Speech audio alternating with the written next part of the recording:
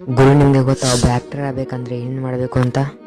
So first ನೀವು ಆ್ಯಕ್ಟಿಂಗ್ನ ಪ್ರಾಪರಾಗಿ ಕಲಿಬೇಕು. ಇದಕ್ಕೆ ಬೇಕಾದರೂ ನೀವು ಯಾವ್ದಾದ್ರು ಸ್ಕೂಲಾದ್ರು ಜಾಯ್ನ್ ಮಾಡ್ಬೋದಿಲ್ಲ ಅಂದರೆ ಮನೆಯಲ್ಲೇ ಕಲಿಬೋದು. ಸೊ ಸೆಕೆಂಡ್ ಬಂದುಬಿಟ್ಟು ನಿಮ್ಮ ಲ್ಯಾಂಗ್ವೇಜ್ ಕ್ಲಿಯರ್ ಆಗಿರಬೇಕು ಮತ್ತು ನಿಮಗೆ ಡ್ಯಾನ್ಸ್ ಮತ್ತು ಫೇಶಿಯಲ್ ಎಕ್ಸ್ಪ್ರೆಷನ್ ಪ್ರಾಪರಾಗಿ ಬರ್ತಿರಬೇಕು. ಮತ್ತು ಥರ್ಡ್ ಪಾಯಿಂಟ್, ನೀವು ನಿಮ್ಮ ಫಿಸಿಕಲ್ ಫಿಟ್ನೆಸ್ ಮತ್ತು ಇಮೋಷನ್ನ ಸ್ವಲ್ಪ ಡೆವಲಪ್ ಮಾಡ್ಕೋಬೇಕು. ಯಾಕೆಂದರೆ ನೀವು ಆ್ಯಕ್ಟರ್ಸ್ನ ನೋಡಿರ್ತೀರಾ, ಅವರು ಫಿಟ್ ಆಗಿರ್ತಾರೆ ಮತ್ತು ಅವರು ಇಮೋಷನಲ್ ನೆಕ್ಸ್ಟ್ ಲೆವೆಲ್ ಇರುತ್ತೆ. ಮತ್ತು ಫೋರ್ತ್ ಪಾಯಿಂಟ್, ನೀವು ಆದಷ್ಟು ನಿಮ್ಮ ನೆಟ್ವರ್ಕನ್ನು ಸ್ಪ್ರೆಡ್ ಮಾಡ್ಕೋಬೇಕು.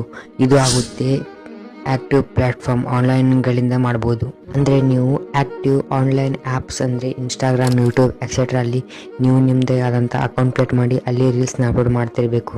ಮತ್ತು ಫಿಫ್ತ್ ಪಾಯಿಂಟ್ ಬಂದುಬಿಟ್ಟು ನೀವು ಆಡಿಷನ್ಗಳಿಗೆ ಅಪ್ಲೈ ಮಾಡ್ತಿರಬೇಕು. ಅದು ಅಡ್ವರ್ಟೈಸ್ ಆಗಲಿ, ಸೀರಿಯಲ್, TV ಶೋಸ್ ಎಕ್ಸೆಟ್ರಾ.